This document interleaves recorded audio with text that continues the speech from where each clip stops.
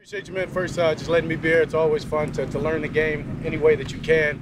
So just sitting in those meetings, learned a lot, helped me go and teach some of these young tight ends, Spoon and some of our other guys. But for me, I think Greg just hit it on the simple fact of it's understanding what I'm looking at and what I'm seeing. And true enough, Ferg's done a good job at it. And the reason I say this is man-to-man, none of you guys should ever be covered.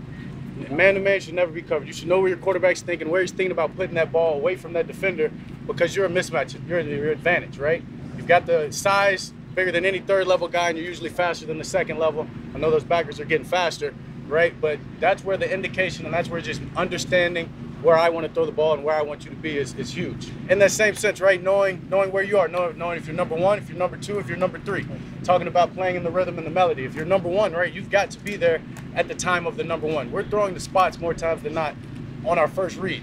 When you get to the second to the third, that to me is huge for your breaking points, your stair steps. That helps us, right, indicate he's breaking there to anticipate it. You're not the fastest, guys, right? We just said that. You're running against a safety or a corner. How do I know to throw that ball? Unless you give me an indicator, that guy's going to beat you to the spot.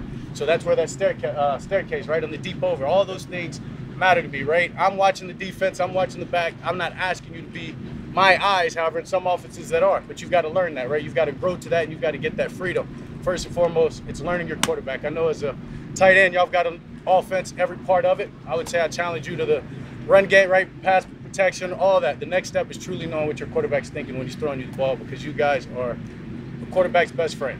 We've got to throw the ball across the middle to right to take advantage of our matchups outside. And if we're not on the same page as you, you don't have a shot. And if you have a good tight end, you've got a chance to have a great team. So appreciate you, man.